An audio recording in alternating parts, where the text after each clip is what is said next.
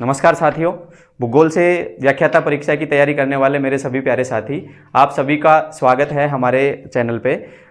साथियों, मैं आपको बता दूं कि मैं रोशन सैनी हूं और मैंने 2023 वाली जो व्याख्याता भर्ती थी उसके अंदर 129वीं रैंक के साथ में सफलता प्राप्त की है और अभी हम आपके साथ में जुड़ रहे हैं और जो आपकी जो तैयारी है वो निश्चित रूप से बेहतरीन चल रही होगी। पिछली वाली जो परीक्षा है वो आपने दे ली है और उसका रिजल्ट भी आपका आ चुका है। उसमें जिन साथियों का हो गया है उन सबको बधाई, और जो साथी मेरे कुछ नंबरों से रह गए हैं वो भी निराश नहीं हो, वो लगातार अपनी मेहनत को जारी रखें क्योंकि मंजिल आपको मिलनी है। लगातार आप प्रयास करते रहेंगे और कंटिन्यूसली आप कार्य करते रहेंगे तो निश्चित रूप से ये मानिए आप कि आपको सफलता मिलेगी, क्योंकि हम लगातार प्रयास करते रहेंगे और लगातार भूगोल को सीखते रहेंगे तो निश्चित मानिए आपको सफल होने से कोई नहीं रोक सकता है। तो लगातार आप तैयारी करते रहिए। अभी जो हम सेशन लेकर के आए हैं, आप हमारे साथ में जुड़ रहे हैं और ये जो सेशन है नए सिलेबस को लेकर के है, क्योंकि नए सिलेबस के अंदर बहुत बदलाव हमें देखने को मिले हैं। तो पिछले वाले सिलेबस से और इस वाले सिलेबस के अंदर जो नए टॉपिक जो जुड़े हैं, नए जो बदलाव हुए हैं, उन बदलावों के बारे में हम इस क्लास में बात करेंगे और आपको किस तरीके से तैयारी करनी है, कौन कौन से बुक्स आपके लिए फ़ायदेमंद हो सकती हैं या कौन कौन सी बुक्स का आपको स्टडी करना चाहिए, उन सब के बारे में भी हम बात करेंगे।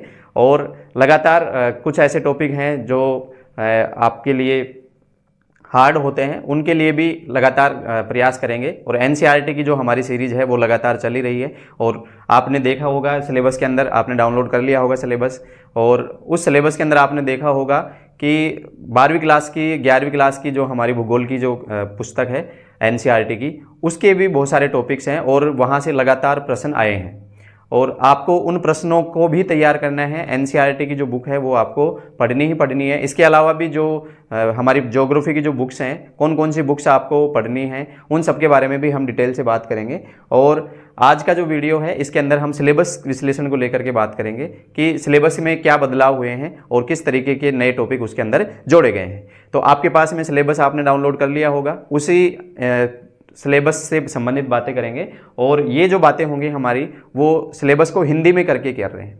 आपने जो सिलेबस डाउनलोड किया होगा आरपीएससी की साइट से वो इंग्लिश में है और उसी का हमने हिंदी में करके और आपके साथ में साझा करेंगे उसको, कौन कौन से टॉपिक जुड़े हैं। तो देखिए साथियों मेरे, अभी जो हम बात करेंगे वो इनसे संबंधित करेंगे कि भाई कौन से जो टॉपिक हैं वो नए जुड़े हैं और आपको किस तरीके से उसकी तैयारी करनी है। ठीक है, तो अभी देखते हैं हम किसके बारे में। सबसे पहले हम बात करते हैं जो ये आपका उच्च माध्यमिक स्तर का जो विषय का ज्ञान है भूगोल का, यानी कि 12वीं क्लास तक का जो आपका भूगोल विषय का जो ज्ञान है उसके बारे में हम बात करेंगे।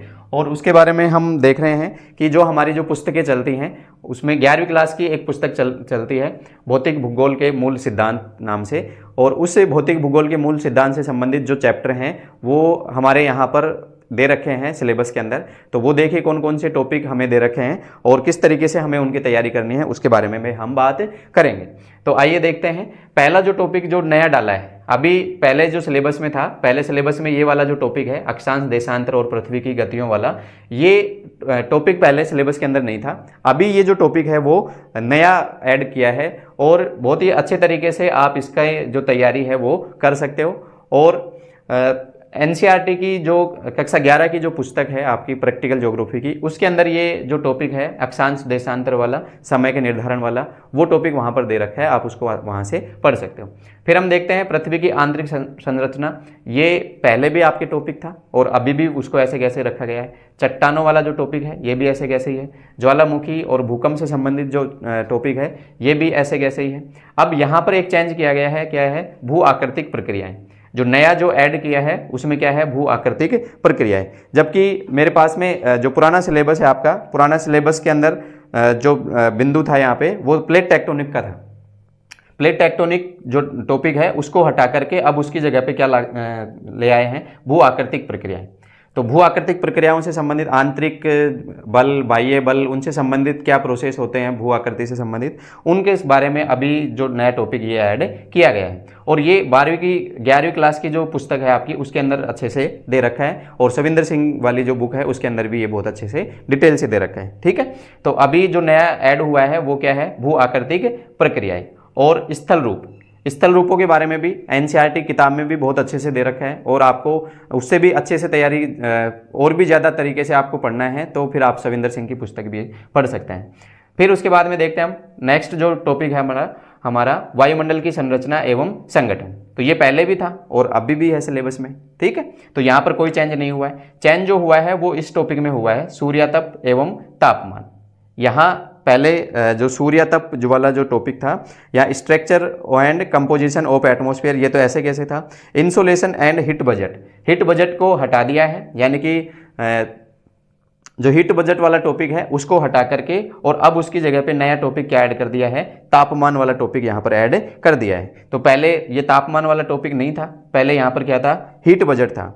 तो पुराने वाले सिलेबस में देखते हैं तो इंसोलेशन एंड हीट बजट वाला टॉपिक था, अब हीट बजट को हटा करके और यहाँ तापमान वाले को ऐड कर दिया है। लेकिन फिर भी आपको हीट बजट भी पढ़ लेना है क्योंकि वो उसका जो संबंध है वो भी किससे संबंधित है, वो सूर्यताप से संबंधित है। तो हीट बजट हटा नहीं है, उसको भी आपको पढ़ना है। फिर उसके बाद में आर्द्रता एवं वर्षण, ये टॉपिक अपने पहले भी था और अभी भी है। फिर उसके बाद में महासागरीय नितल के उच्चावच, ये पहले भी था और अभी भी है। लवणता, ज्वार भाटा, महासागरीय धाराएं, ये सारे के सारे जो टॉपिक हैं वो सारे पहले भी थे और ये अभी भी सिलेबस के अंदर हैं। तो इसमें भौतिक भूगोल वाला जो पार्ट है इसके अंदर कौन से टॉपिक चेंज हुए हैं भाई, एक तो नया जुड़ा है अक्षांश, देशांतर और पृथ्वी की गतियाँ। एक टॉपिक जुड़ा है भू आकृतिक प्रक्रियाएं और यहाँ से प्लेट टेक्टोनिक वाला जो टॉपिक है उसको हटाया है। और यहाँ सूर्यातप और हीट बजट वाला टॉपिक था, उस हीट बजट को हटा करके उसकी जगह पे क्या जोड़ा है, तापमान को जोड़ा है। तो ये बातें तो थी हमारी किससे संबंधित, भौतिक भूगोल से संबंधित। आगे बात करेंगे कि इससे संबंधित जो चीज़ें हैं आप कैसे तैयार कर सकते हो। एनसीईआरटी में बेहतरीन तरीके से इन सबको दे रखा है। तो एनसीईआरटी की जो 11वीं कक्षा की जो बुक है, उस 11वीं कक्षा की बुक को आप बेहतरीन तरीके से तैयार करके और बेहतरीन नोट्स उसके बना करके और आप सफलता प्राप्त कर सकते हो। फिर हम बात करते हैं किसकी, भारत का भूगोल की। भारत का भूगोल से संबंधित कौन से टॉपिक नए जुड़े हैं उनके बारे में बात करेंगे। ये वाले जो टॉपिक हैं अवस्थिति एवं भौतिक भूगोल, भूभौतिक विभाजन, ये पहले भी था और अभी भी एनसीईआरटी ये कक्षा 12 वाला जो सिलेबस है उसके अंदर दे रखा है।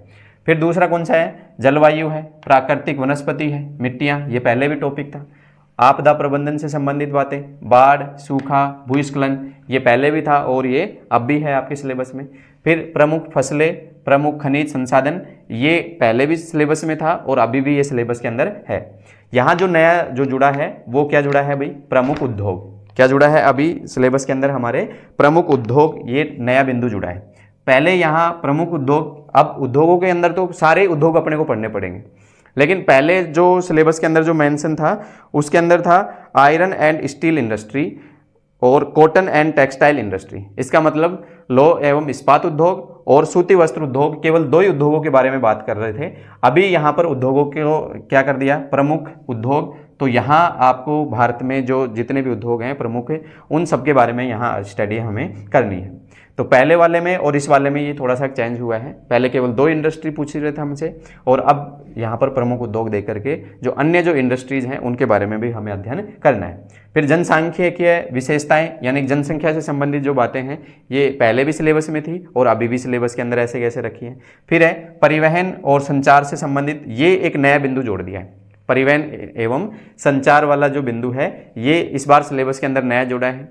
तो यहाँ इसके अंदर स्थल परिवहन, जल परिवहन, वायु परिवहन, सब के बारे में हमें यहाँ अध्ययन करना है। और इसी के साथ में एक दूसरा जो बिंदु है वो क्या है, संचार वाला है। तो संचार से संबंधित और परिवहन से संबंधित सारी बातें आपको इस टॉपिक के अंदर पढ़नी है और ये नया जुड़ा है, ये बात आपको ध्यान रखनी है।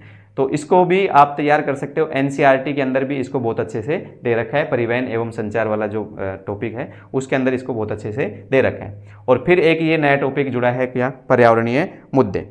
यहाँ पहले पर्यावरणीय मुद्दे नहीं था, पहले यहाँ पर एनवायरमेंट पोल्यूशन था, यानी पर्यावरणीय समस्याएं थी। अब इसके अंदर परिवर्तन करके इसमें क्या कर दिया, पर्यावरणीय मुद्दे। और एक जो टॉपिक है सस्टेनेबल डेवलपमेंट वाला, वो टॉपिक आपका यहाँ से हटा दिया गया है। तो जो टॉपिक जो हटाए हैं, सस्टेनेबल डेवलपमेंट वाला हटाया है और इसकी जगह पे क्या, पर्यावरणीय मुद्दे और ये परिवहन और संचार से संबंधित जो नया टॉपिक है ये आपका भारत का भूगोल वाला जो पार्ट है उसके अंदर जोड़ा गया। तो प्रमुख उद्योग, परिवहन और संचार और पर्यावरणीय मुद्दे, ये 3 जो टॉपिक हैं ये नए जोड़े हैं। कौन से में? भारत का भूगोल में।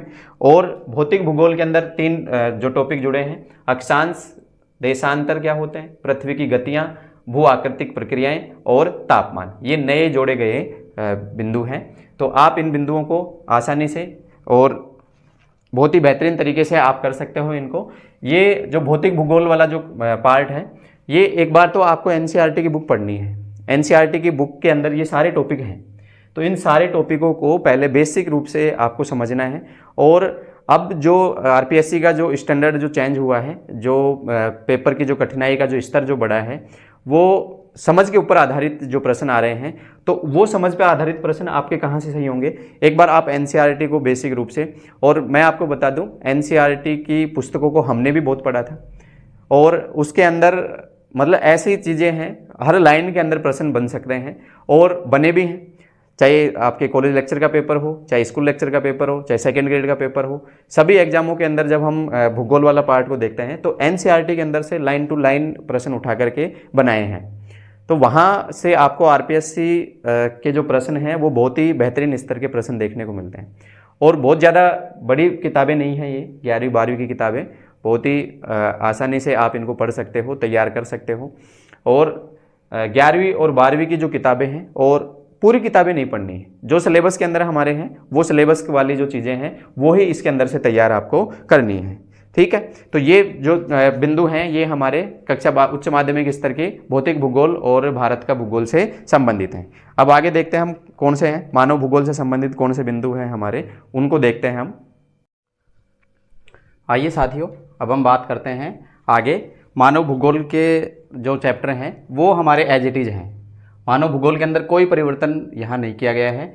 मानव भूगोल पहले भी ऐसा ही था और अब भी मानव भूगोल के सारे बिंदु वो के वही हैं। मानव भूगोल की परिभाषा, विषय क्षेत्र, सिद्धांत, फिर उसके बाद में प्राथमिक क्रियाकलाप, द्वितीयक क्रियाकलाप, तृतीयक, चतुर्थक क्रियाकलाप, परिवहन एवं संचार, विश्व व्यापार, विश्व जनसंख्या का वितरण, घनत्व और वृद्धि, और मानव विकास की अवधारणा।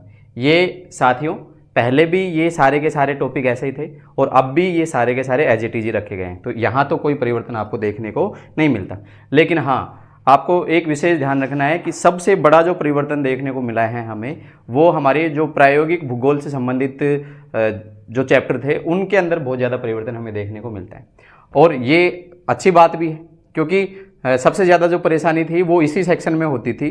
और मीन मीडियन मोड से संबंधित जो बिंदु थे हमारे, उन बिंदुओं को अब हटा दिया है सिलेबस से, तो वो पूरे तरीके से अब उनको हटा दिया है। तो देखिए क्या परिवर्तन हुआ है, उसको देखते हैं हम प्रायोगिक भूगोल के अंदर। मापक और मापनी, ये तो ऐसे कैसे ही है। मापक पहले भी था, मापनी पहले भी था, अभी भी है। मानचित्र ये पहले भी था, अब भी है। मानचित्र प्रक्षेप यानी कि प्रोजेक्शन जो है वो पहले भी बिंदु था और अभी भी इसका है। स्थानिक सूचना प्रौद्योगिकी, GIS, GPS के बारे में पहले भी दे रखा था और अब भी दे रखा है। और यहाँ जो परिवर्तन हुआ है, पहले के सिलेबस के अंदर हम देखते हैं तो mode, mean median mode, standard deviation, correlation और प्लेन टेबल सर्वे, ये पहले बिंदु दे रखे थे सारे के सारे। अब इन सारे बिंदुओं को क्या कर दिया है, हटा दिया है। इन सारे बिंदुओं को हटा करके ये 3 नए बिंदु जोड़े हैं। कौन कौन से हैं? आंकड़ों का आलेखीय निरूपण, एक तो ये बिंदु जोड़ा है आंकड़ों का आलेखीय निरूपण, फिर है स्थलाकृतिक मानचित्र और मौसम मानचित्र और चार्ट। तो ये 3 बिंदु नए ऐड किए गए हैं, आंकड़ों का आलेखीय निरूपण, स्थलाकृतिक मानचित्र, मौसम मानचित्र और चार्ट। ठीक, और इसके अलावा जो हम बात कर रहे हैं मानव भूगोल की, तो मानव भूगोल के अंदर कोई परिवर्तन नहीं है। और प्रायोगिक भूगोल के अंदर जो 3 परिवर्तन हैं, और जो आपका mean median mode, standard deviation वाला जो बिंदु थे वो सारे के सारे बिंदु हटा करके और 3 नए बिंदु जोड़ दिए, आंकड़ों का आलेखीय निरूपण, स्थलाकृतिक मानचित्र, मौसम मानचित्र और चार्ट। ठीक है साथियों, तो आप इन सारे बिंदुओं को आप एक बार तो एनसीईआरटी से तो आपको पढ़ना ही पढ़ना है। तो ये बात थी कि इसके हमारी उच्च माध्यमिक स्तर का जो सिलेबस है हमारा नया वाला, उस सिलेबस के अंदर नए जो बिंदु जुड़े हैं वो बिंदु कौन से हैं और कौन कौन से टॉपिक हैं इसके, उनके बारे में है। तो और इनके बारे में सारा का सारा जो अध्ययन है वो आपको एनसीईआरटी से तो करना ही है। एनसीईआरटी के अलावा अगर आप और कोई पुस्तक पढ़ना चाहते हैं तो आप उन पुस्तकों को भी पढ़ सकते हो, लेकिन आपको एनसीईआरटी तो बेसिकली पढ़नी ही पढ़नी है। उसके अलावा जो आप पढ़ना चाहते हैं, जहाँ से आपको अच्छा मटेरियल मिलता है, जो आपको पढ़ने में आसान लगता है, आप कोई भी, आप चाहे किसी कोचिंग के नोट्स ले सकते हो या फिर अपने खुद के नोट्स तैयार कर सकते हो। तो जो भी आपको एक गुड मटेरियल जो भी मिल जाता है मार्केट से, तो आपको वो लेना है और उसी को आपको बार बार पढ़ना है। तो ये एनसीईआरटी की बुक्स तो आपको पढ़नी है, इसके अलावा जो भी आपकी सामग्री है उसको आपको पढ़ना है। और अब हम बात करते हैं आगे कौन से जो टॉपिक है हमारे ग्रेजुएशन लेवल का जो सिलेबस है हमारा, उसके अंदर क्या परिवर्तन हुआ है उसको भी हम देखते हैं। आइए साथियों, अब हम देखते हैं कि ग्रेजुएशन लेवल पे जो हमारा सिलेबस बदला है वो किस तरीके से बदला है, उसमें क्या बदलाव हुए हैं उसको देखते हैं अपन। पहले जो पुराना जो सिलेबस है अपना उसको देखते हैं। ग्रेजुएशन लेवल पे आप यहाँ पर देख पा रहे हो, ग्रेजुएशन लेवल का जो भौतिक भूगोल का जो सिलेबस बदला है उसके बारे में बात करेंगे। अब सीधे अपन उन बिंदुओं के बारे में बात करेंगे जो आपके सिलेबस के अंदर नए ऐड हुए हैं पुराने में से, और जिन बिंदुओं को हटाया है उनको हटा करके और कौन से बिंदु नए ऐड हुए हैं केवल उनकी बात करेंगे अब अपन यहाँ। देखिए, ग्रेजुएशन लेवल वाले सिलेबस के अंदर फिजिकल ज्योग्राफी से संबंधित जो आपकी यूनिट है उसके अंदर जो नए जो बिंदु शामिल हुए हैं उसमें पहला जो शामिल हुआ है वो क्या है, भूगर्भिक समय सारणी, यानी कि ज्योग्राफिकल जो टाइम जो स्केल है उसके बारे में बात की गई है। तो इसके बारे में यहाँ नया एक टॉपिक ऐड किया गया है। ऐसे ही फिजिकल ज्योग्राफी में पहले आइसोस्टेसी था, वो ऐसे कैसे है, अर्थ मूवमेंट वाला टॉपिक है वो ऐसे कैसे है, लेकिन यहाँ से जो हटाया गया है वो इन्वर्जन ऑफ टेम्परेचर, ठीक है, यानी कि इन्वर्जन ऑफ टेम्परेचर वाला जो बिंदु है वो सिलेबस के अंदर से हटा दिया गया है। और अब जो नए जो टॉपिक जोड़े गए हैं, एक भूगर्भिक समय सारणी वाला टॉपिक जोड़ा गया है, एक पृथ्वी की उत्पत्ति से संबंधित जो बातें हैं, पृथ्वी की उत्पत्ति के सिद्धांत हैं, उनको यहाँ पर शामिल किया गया है। तो ये पूरा टॉपिक आपको पढ़ना है। ऐसे एक जो टॉपिक जोड़ा है वो वायु राशि और वाताग्र वाला जो टॉपिक है वो यहाँ पर नया जोड़ा गया है, ठीक है। तो pressure belt and wind circulation, ये टॉपिक ऐसे कैसे है, classification of climate of the world, Koppen और थानथवेट का जो जलवायु वर्गीकरण है वो भी ऐसे ही है, ओशन डिपोजिट्स, महासागरीय निक्षेप और formation of coral reef and atolls, ये वाले जो सारे टॉपिक हैं ये ऐसे कैसे हैं। केवल 3 टॉपिक यहाँ पर नए जोड़े हैं आपके भौतिक भूगोल के अंदर, फिजिकल ज्योग्राफी में, एक भूगर्भिक समय सारणी, एक पृथ्वी की उत्पत्ति, वायु राशि और वाताग्र। आप इनको नोट कर सकते हैं, ठीक है। फिर आगे हम देखते हैं कि ह्यूमन ज्योग्राफी वाली जो अपनी यूनिट थी, उस ह्यूमन ज्योग्राफी वाली यूनिट में केवल आपके एक ही टॉपिक जोड़ा है, वो कौन सा है, मानव अधिवास। मानव अधिवास वाला जो बिंदु है वो नया जोड़ दिया है। इसमें ग्रामीण अधिवास भी आ जाएंगे आपके, और नगरीय जो अधिवास हैं उनका भी इसके अंदर वर्णन आ जाएगा। तो मानव अधिवास वाला मानव भूगोल के अंदर एक ही टॉपिक जोड़ा है। बाकी जो पुराने जो टॉपिक थे, modern school of thought in human geography, possibilism, determinism, neo determinism, संभववाद, निश्चयवाद, नवनिश्चयवाद, ये टॉपिक आज भी हैं और पहले भी थे ये टॉपिक। तो नया टॉपिक यहाँ पर कौन सा जुड़ा है, आपके मानव अधिवास वाला टॉपिक जुड़ा है। फिर उसके बाद में हम बात करते हैं भौगोलिक चिंतन, ज्योग्राफिकल जो थॉट है उसके अंदर केवल एक ही टॉपिक नया जुड़ा है यहाँ ग्रेजुएशन स्तर पे, और वो कौन सा है, अरब भूगोलवेता, ठीक है। तो पहले जो अरब भूगोलवेताओं के बारे में जो बातें थी वो हम नहीं पढ़ते थे, लेकिन अब यहाँ पर एक नया ऐड कर दिया है, उसमें अरब भूगोलवेताओं को अब हमें पढ़ना है, ठीक है। तो ये थोड़ा सा जो बदलाव है ये भौगोलिक चिंतन में यहाँ है। लेकिन भौगोलिक चिंतन में जो आगे हम बदलाव देखेंगे, पीजी लेवल वाला जो सिलेबस है हमारा, उसके अंदर बहुत ज़्यादा इसके अंदर बदलाव देखने को मिलता है हमें। फिर हम बात करते हैं कि राजस्थान का जो भूगोल है, ज्योग्राफी ऑफ राजस्थान है, उसके अंदर जो नए टॉपिक जुड़े हैं, एक तो वन्य जीव, वाइल्ड लाइफ वाला, और एक जो पशुधन वाला जो टॉपिक है ये नया जुड़ गया है, और जनसांख्यिकीय विशेषताएं और कृषि, ये 3 टॉपिक राजस्थान का भूगोल के अंदर हमारे नए जुड़ गए हैं, ठीक है। तो आप इन तीनों को नोट कर लेना, वन्य जीव, पशुधन, जनसांख्यिकीय विशेषताएं और कृषि, ये राजस्थान का भूगोल है, उसके अंदर ये आपके नए टॉपिक जुड़े हैं। तो ये बात थी किसकी, अपनी स्नातक स्तर के ऊपर जो सिलेबस में जो बदलाव आए हैं उन के बारे में थी कि कौन कौन से जो बिंदु हैं वो स्नातक स्तर पर हमारे बदले हैं, ठीक है। तो फिजिकल ज्योग्राफी में केवल 3 बिंदु यहाँ जोड़े हैं, भूगर्भिक समय सारणी, पृथ्वी की उत्पत्ति, वायु राशि और वाताग्र। और मानव भूगोल के अंदर मानव अधिवास, भौगोलिक चिंतन में अरब भूगोलवेता जो हैं उनको शामिल किया है, और राजस्थान का जो भूगोल है उसमें वन्य जीव, पशुधन, जनसांख्यिकीय विशेषताएं और कृषि। तो ये बात थी हमारी कौन से स्तर की, स्नातक स्तर की, ग्रेजुएशन लेवल की। अब अपन बात करते हैं पोस्ट ग्रेजुएशन लेवल की, यानी कि पीजी लेवल का जो सिलेबस है उसके अंदर बहुत ज़्यादा बदलाव देखने को मिल रहा है हमें। और पहले जो सिलेबस आता था हमारे टाइम पे, जो सिलेबस था उसके अंदर बहुत कम प्रश्न इस पीजी लेवल वाले में से आते थे और ज़्यादातर जो प्रश्न है वो यूजी और जो अपना 12th लेवल का जो सिलेबस था उसके अंदर से आते थे। लेकिन अब जो अधिकांश जो प्रश्न हैं या ज़्यादा जो प्रश्न हैं वो कौन से पार्ट से आ रहे हैं, स्नातकोत्तर यानी कि पीजी लेवल का जो अपना सिलेबस है उसके अंदर से ज़्यादा प्रश्न आ रहे हैं। और इस बार सिलेबस के अंदर जो सबसे ज़्यादा जो बदलाव है वो भी हमें कौन से पार्ट में देखने को मिल रहा है, इसी पीजी लेवल वाले पार्ट के अंदर देखने को मिल रहा है। इसका मतलब ये हुआ कि आने वाली परीक्षा के अंदर इस पार्ट में से प्रश्न ज़्यादा आएंगे। ठीक है, तो आपको बहुत अच्छे से इन यूनिटों को तैयार करना है। जो भी बदलाव हुआ है उस बदलाव को निश्चित रूप से आपको एक बार तो मेहनत करनी पड़ेगी, लेकिन ये इतने मुश्किल बिंदु नहीं है। आप इनको जब पढ़ेंगे तो आपको आसानी से समझ में आएंगे और किस तरीके से प्रश्न को करना है और इसके लिए कौन सी बुक्स आपके लिए पढ़नी है। अगर आप कमेंट बॉक्स में आप बता देना कि सर इसके बारे में बताइए कौन कौन सी बुक्स इसके लिए पर्याप्त रहेंगी, तो हम उसके बारे में भी एक अलग वीडियो के अंदर बात करेंगे। ठीक है, तो अभी देखते हैं अपन स्नातकोत्तर स्तर पे कौन से बिंदु हैं जो हमें पढ़ने चाहिए, ये नए जो जुड़े हैं वो कौन से बिंदु हैं। सीधे हम उन बिंदुओं की बात करते हैं कौन कौन से बिंदु यहाँ पर जुड़े हैं हमारे नए। तो पहले बात करते हैं अपन किसकी, भौगोलिक विचारधारा यानी कि ज्योग्राफिकल जो थॉट है उसके अंदर कौन से नए टॉपिक जुड़े हैं। तो यहाँ जो नए टॉपिक जुड़े हैं अपने वो कौन से हैं, मात्रात्मक क्रांति, प्रत्यक्षवाद, आमूल भूगोल, मानवतावादी भूगोल, अपवादवाद और यथार्थवाद। तो ये जो बिंदु हैं भौगोलिक विचारधारा में, ये सारे के सारे बिंदु यहाँ पर जुड़े हैं पीजी लेवल वाले में। ठीक है, तो मात्रात्मक क्रांति है, प्रत्यक्षवाद है, आमूल भूगोल है, मानवतावादी भूगोल है, अपवादवाद है और यथार्थवाद। और यहाँ आप देखे थे भौगोलिक चिंतन में कौन से, अरब भूगोलवेत्ता जुड़े थे। ठीक है, तो ये बहुत बड़ा जो बदलाव है, ये बदलाव हमें कौन से लेवल पे देखने को मिल रहा है, पीजी लेवल वाले में ये बदलाव देखने को मिल रहा है। ये पहले सारे बिंदु पहले कॉलेज लेक्चर वाला जो सिलेबस था उसके अंदर ये सारे बिंदु हैं और अभी ये सारे बिंदु आपके स्कूल लेक्चर वाले सिलेबस के अंदर भी मेंशन किए गए हैं। ठीक है, तो इनको आपको बहुत अच्छे से आपको तैयार करना है। माजिद हुसैन की जो बुक आती है उसके अंदर ये सारी चीज़ें बहुत अच्छे से दे रखी हैं, तो आप उस बुक को इसके लिए पढ़ सकते हैं आप। फिर उसके बाद में देखो भू आकृति विज्ञान। ठीक है, भू आकृति विज्ञान में जो बदलाव हुआ है उसके अंदर हम देख रहे हैं यहाँ भी बहुत सारे जो नए बिंदु हैं वो आपके जुड़े हैं। पहले वाला जो सिलेबस है उसके अंदर fundamental concept, slope evolution, application of geomorphic mapping, environment geomorphology, पहले ये बिंदु थे। लेकिन अब इसके अंदर जो नए जो बिंदु जुड़े हैं वो क्या है, महाद्वीपों एवं महासागरों की उत्पत्ति।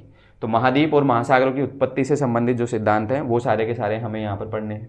फिर है प्लेट विवर्तनिकी। प्लेट विवर्तनिकी जो 12th लेवल तक का जो सिलेबस था पहले उसके अंदर पहले डाल रखा था, अब वहाँ से हटा करके इसको कहाँ पर डाल दिया है, पीजी लेवल वाला जो सिलेबस है आपका उसके अंदर इसको डाला गया है। तो प्लेट विवर्तनिकी से संबंधित जो बातें हैं वो आपको यहाँ पर बहुत ही अच्छे तरीके से विस्तार से यहाँ पर आपको अध्ययन करना है। फिर उसके बाद में पर्वत निर्माण कैसे होता है, पर्वत निर्माण के सिद्धांत कौन से हैं, उन सब के बारे में आपको इस बिंदु के अंदर बड़ी गहनता से अध्ययन करना है। ठीक है, फिर उसके बाद में अपर्दन चक्र, पेंग का, डेविस का, उनका जो अपर्दन चक्र है उसके बारे में यहाँ आपको अध्ययन करना है। तो ये भू आकृति विज्ञान के अंदर आपके जो प्रमुख रूप से जो 4 बिंदु हैं, महाद्वीप और महासागरों की उत्पत्ति, प्लेट विवर्तनिकी और पर्वत निर्माण से संबंधित सिद्धांत और अपर्दन चक्र से संबंधित जो थ्योरी है हमारी। अपर्दन चक्र क्या है, अपर्दन की चक्र की जो थ्योरियाँ हैं, पेंग की है, डेविस की है, वो सारी की सारी आपको यहाँ पर पढ़नी है और बड़ी गहनता से पढ़नी है। क्योंकि अभी जो आरपीएससी का जो पेपर का जो लेवल है आपने देखा ही होगा पहले एग्जामों के अंदर बदलाव काफ़ी हो रहे हैं, तो उस बदलावों के अनुसार अपने आप को भी बदलाव करने की आवश्यकता है और जो सब्जेक्ट हम पढ़ रहे हैं उसको बड़ी गहनता से समझते हुए, अब रटने से काम नहीं चलेगा, अब हमें सब्जेक्ट को समझते हुए पढ़ना पड़ेगा। और जब आप समझते हुए पढ़ोगे कि बुक से पढ़ोगे तो आपको बहुत सारी जो समझ है सब्जेक्ट की वो आपको हो जाएगी और आप आसानी से प्रश्नों को हल कर पाएंगे। ठीक है, तो आगे देखते हैं अपन आर्थिक भूगोल के अंदर। तो आर्थिक भूगोल के अंदर औद्योगिक अवस्थिति के सिद्धांत थे। पहले जो औद्योगिक अवस्थिति का सिद्धांत है वो कौन सा है इसके अंदर, हाँ, पहले theory of plant location weber की, पहले किसकी थी, केवल वेबर के बारे में हम पढ़ते थे औद्योगिक अवस्थिति सिद्धांत। अब यहाँ पर नए सिद्धांत ऐड किए गए हैं, हूवर है, लॉस है, इजार्ड है, स्मिथ। ये पहले कॉलेज लेक्चर में थे सारे के सारे बिंदु, अब ये सारे के सारे बिंदु किस में डाल दिए हैं, आपके स्कूल लेक्चर के सिलेबस के अंदर डाल दिए हैं। तो वेबर की तो है ही है, उसके अलावा हमें कौन कौन से और पढ़ने हैं, हूवर का सिद्धांत पढ़ना है, लॉस का सिद्धांत पढ़ना है, इजार्ड का सिद्धांत पढ़ना है और स्मिथ का सिद्धांत भी हमें यहाँ पर पढ़ना है। फिर हम बात करें अगला कौन सा बिंदु में बदलाव हुआ है, तो औद्योगिकरण के कारण पर्यावरण अवक्रमण और औद्योगिक जो खतरे हैं उनके बारे में एक या जो टॉपिक जुड़ा है, औद्योगिक जो खतरे हैं, उद्योगों के कारण से किस प्रकार के खतरे पैदा होते हैं, उन खतरों के बारे में यहाँ पर हमें अध्ययन करना है। ठीक है, तो ये आर्थिक भूगोल के अंदर जो सिलेबस में बदलाव हुआ है उसके बारे में। तो भौगोलिक विचारधारा, इसके अंदर बहुत बड़ा बदलाव देखने को मिल रहा है। और जो भू आकृति विज्ञान है, इसमें भी बहुत अच्छे जो टॉपिक हैं वो यहाँ पर ऐड किए गए हैं। इसका मतलब यहाँ स्नातकोत्तर स्तर पे अब आपको ज़्यादा मेहनत करने की आवश्यकता है, क्योंकि पहले वाला जो पार्ट है उसको तो आपने बहुत ही बार पढ़ लिया होगा और अच्छे से उसको तैयार भी कर लिया होगा। लेकिन यहाँ स्नातकोत्तर स्तर वाला जो है वो पहले इसको कम ही पढ़ते थे, और अब भी इसके अंदर इतने सारे बिंदु इसके अंदर जोड़ दिए हैं। और भी बिंदु हैं, अभी उनके बारे में बात करेंगे हम आगे। तो इन सब बिंदुओं को आपको बहुत ही अच्छे तरीके से आपको अध्ययन इनका करना है। ठीक है, और अगर आपको हमारे चैनल से जुड़ना है तो आप हमारे चैनल को सब्सक्राइब कर लीजिए। अगर वीडियो आपको पसंद आ रहा है तो आप ज़रूर लाइक कर लीजिए और अपने दोस्तों के साथ में शेयर करिए और हमारे साथ में जुड़िए। आपके कमेंट आप कमेंट करना है इसके अंदर। अगर किसी प्रकार की जो हेल्प है वो मेरे से हो पाएगी तो मैं ज़रूर आपकी मदद करूँगा। और मैं जो कार्य जो कर रहा हूँ ये बिल्कुल निःशुल्क होगा। जो भी हम बात करेंगे जिस विषय पे, हम इसी YouTube चैनल के माध्यम से ही बात करेंगे। और जो भी आपकी क्वायरीज हैं वो आप कमेंट बॉक्स के अंदर ज़रूर लिखना। और अगर आप नए हैं चैनल के ऊपर तो आप ज़रूर अपने दोस्तों के साथ में भी शेयर कीजिए और चैनल को सब्सक्राइब भी कीजिए। और जो भी भूगोल से संबंधित जो बातें हैं, जिन भी बिंदुओं से संबंधित, वो हम इसके अंदर करेंगे। अभी NCERT की जो सीरीज़ है हमारी, वो 11th-12th की जो NCERT है हमारी, वो चल रही है ऑलरेडी, और उसके अंदर अभी शुरुआत ही की है उसकी। अब उसकी जो हम पढ़ा रहे हैं उसको भी कोशिश करेंगे कि आपके एग्ज़ाम के दृष्टिकोण से भी वो इम्पोर्टेंट हो। और उसी तरीके से जिस तरीके से RPSC आजकल बुक्स में से जो प्रश्न बना रही है, उसी तरीके से कोशिश करेंगे कि हम भी उसको अच्छे तरीके से समझें और एक एक चीज़ को बेसिक तरीके से, जो NCERT की जो बुक है वो लाइन टू लाइन उसके अंदर नोट्स हैं, तो उनको एक अच्छे ढंग से हम तैयार करेंगे और आपकी बहुत बेहतरीन तैयारी उसके द्वारा हो जाएगी।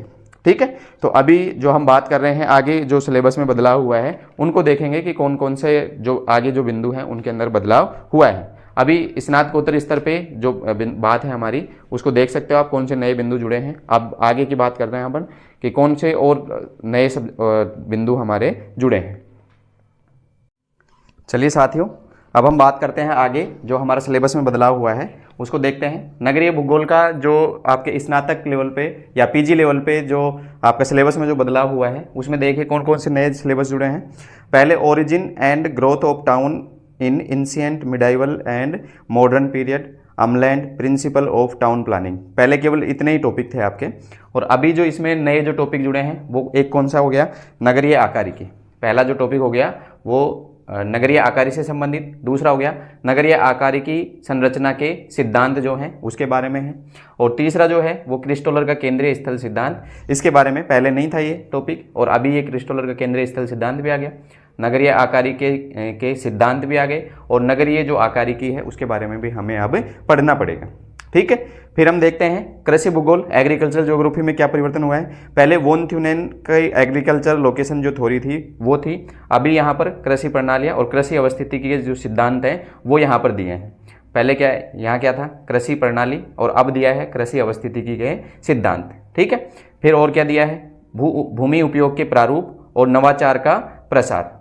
ये चार टॉपिक जो हैं ये आपके एग्रीकल्चर ज्योग्राफी के अंदर नए ऐड हुए हैं। ठीक है, तो एक तो है कृषि प्रणाली, एक कृषि अवस्थितिकी के जो सिद्धांत हैं वो, और भूमि उपयोग के जो प्रारूप हैं उनके बारे में, और नवाचार का जो प्रसार है, इनसे संबंधित ये चार जो बिंदु हैं आपके कृषि भूगोल के अंदर नए ऐड हुए हैं। और फिर हम देखते हैं जनसंख्या भूगोल, पॉपुलेशन ज्योग्राफी के अंदर जो पहले आपकी जो थ्योरीज हैं, theory of population, Malthusian and optimum theory. ठीक है, तो माल्थस की थ्योरी थी पहले। अब यहाँ पर जनसंख्या के सिद्धांत, जो भी 4-5 सिद्धांत है जनसंख्या के, वो सारे के सारे सिद्धांत अब आपको यहाँ पर पढ़ने पड़ेंगे। पहले केवल एक माल्थस का सिद्धांत था, अब माल्थस का नहीं, अब यहाँ पर बिंदु क्या लिख दिया है, जनसंख्या के सिद्धांत। इसका मतलब माल्थस के अलावा जो और भी सिद्धांत हैं उन सब सिद्धांतों के बारे में आपको यहाँ पर अध्ययन करना है। ठीक है, फिर उसके बाद में देखो यहाँ प्रवास के सिद्धांत, ये नया बिंदु जोड़ा है, प्रवास प्रवास से संबंधित बातें और प्रवास के कौन से सिद्धांत है, वो सारे के सारे सिद्धांत आपको यहाँ पर बात करनी है। फिर जनांकीय संक्रमण सिद्धांत जो है उसके बारे में आपको बात करनी है, और जनसंख्या से समस्याएं और पर्यावरणीय जो प्रभाव है उसके बारे में एक नया टॉपिक यहाँ पर जोड़ा गया है। तो जनसंख्या के अंदर भी बहुत बड़ा बदलाव देखने को मिल रहा है। ये जनसंख्या भूगोल के अंदर जो 4 जो बिंदु जोड़े हैं ये बड़े महत्वपूर्ण बिंदु हैं, और इनको बहुत ही गहराई से आपको पढ़ने की आवश्यकता है। जनसंख्या के सिद्धांत है, प्रवास के सिद्धांत है, जनांकीय संक्रमण सिद्धांत है। तो ये जो बिंदु हैं ये जनसंख्या भूगोल के अंदर नए जोड़े गए। फिर उसके बाद में राजनीतिक भूगोल की हम बात करते हैं। तो राजनीतिक भूगोल के अंदर जो सिलेबस आपका जोड़ा गया है उसके अंदर देखो, पहले पॉलिटिकल ज्योग्राफी में development of political geography concept of मैकेंडर। तो पहले मैकेंडर का ही था, अब मैकेंडर के अलावा स्पाइकमैन का और महान का भी आ गया है। और इसमें क्या है, the unified field theory of political geography by S B. Jones, frontiers, boundary and buffer zone. अब यहाँ पर राज्य और राष्ट्र की जो अवधारणा है, राज्य क्षेत्र की जो अवधारणा है, ये नया टॉपिक जोड़ दिया है। राजनीतिक भूगोल के अध्ययन के जो उपागम है ये नया टॉपिक जोड़ दिया है। तो ये जो बिंदु हैं राजनीतिक भूगोल के अध्ययन के उपागम, राज्य क्षेत्र की अवधारणा, राज्य और राष्ट्र, वैश्विक सामरिक दृष्टिकोण में मैकेंडर का तो पहले से आपके सिलेबस में था, अभी स्पाइकमैन का और ए.टी. महान का जो सिद्धांत है वो भी आपके इसके अंदर जोड़ा गया है। ठीक है, तो ये जो प्रमुख जो बदलाव हैं ये आपने देखे, और ये आपको सबसे ज़्यादा जो बदलाव आपको देखने को मिला है साथियों वो आपका कौन से लेवल पे, स्नातकोत्तर लेवल पे, यानी कि पीजी लेवल का जो आपका सिलेबस है उसके अंदर आपको सबसे ज़्यादा बदलाव देखने को मिले हैं। यूजी लेवल वाले सिलेबस में भी कुछ बिंदु बदले हैं, लेकिन सबसे ज़्यादा जो बदलाव है वो आपके पीजी लेवल वाला जो सिलेबस है उसके अंदर बदला है। इसका मतलब ये हुआ कि आने वाला जो एग्ज़ाम है हमारा जो 2026 में होना है उसके अंदर हमसे कौन से पार्ट से ज़्यादा प्रश्न पूछने की संभावना है, तो पीजी लेवल वाले से ज़्यादा प्रश्न पूछने की संभावना है। और ये सारे के सारे जो बिंदु हैं ये आपको बड़े ही गहराई से इनका अध्ययन करना है, और आप तैयारी कर ही रहे हो अच्छे से, और लगातार इसी तरीके से आप मेहनत करते रहो, क्योंकि पहले भी आपने मेहनत की है, अभी भी आप लगातार सीखते जा रहे हैं, और आप कमज़ोर मत पड़िए, आप लगातार मेहनत करिए, निश्चित रूप से आपको सफलता अवश्य मिलेगी, है ना। और आप बस हार मत मानना और लगातार बस अपने एकांत में बैठ करके अपने लगातार तैयारी करते जाना है, और समय समय पे जो हमारी जो स्कूल व्याख्याता से संबंधित जो बातें हैं हम बीच बीच में आते रहेंगे आपके सामने, क्योंकि स्कूल के अंदर जाने के बाद में थोड़ा समय भी कम बचता है, तो जितनी भी बातें हो सकती हैं हमारी हम बीच बीच में आपसे करते रहेंगे। और अगर आप चाहते हैं कि भाई किसी टॉपिक से संबंधित एनसीईआरटी की जो बात हम कर ही रहे हैं, एनसीईआरटी आपकी 11th 12th और प्रैक्टिकल ज्योग्राफी, उसके बारे में तो पूरी बात करेंगे अपन।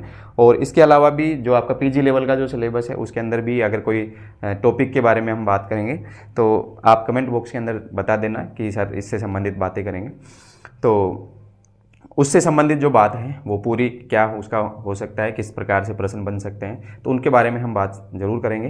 तो आप इसी तरीके से आपको अगर वीडियो पसंद आया है तो आप ज़रूर इसको लाइक करिए और लगातार कोशिश करते रहिए। एक दिन ऐसा आएगा जब हम जीत जाएंगे, ठीक है।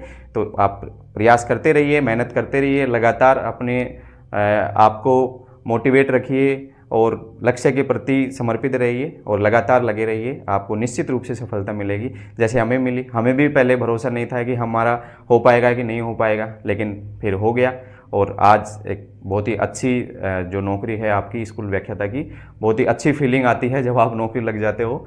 और जब आपके पास में कोई आता है आपसे मिलने के लिए, स्कूल में आपसे साइन करवाने के लिए, तब आप अपने आप को ही इतना गौरवान्वित महसूस करते हो कि वास्तव में आपको कौन से पद की प्राप्ति हुई है। तो आप एक मोटिवेशन के साथ में कि हमें इस तरीके का जीवन आगे जीना है, तो आप उसी के साथ में आप खुद मोटिवेट रहिए और लगातार तैयारी करते रहिए और निश्चित रूप से आपको सफलता मिलेगी, क्योंकि आपने जो मेहनत की है वो मेहनत कभी भी जाया नहीं जाएगी आपकी, और आप निश्चित रूप से आप सफल होंगे। थोड़ा समय लग सकता है लेकिन आपको सफल होने से कोई नहीं रोक सकता। मैं भी पहले ऐसे ही सोचता था कि पता नहीं सफलता मिलेगी कि नहीं मिलेगी, हमेशा एक तनाव जो रहता है स्टूडेंट को वो हमें भी होता था, लेकिन फिर भी बस लगातार मेहनत करते रहे और आज यहाँ पर पहुँच गए हैं आपके सामने, ठीक है। तो आप भी इसी तरीके से मेहनत करते रहिए। All the best, thank you.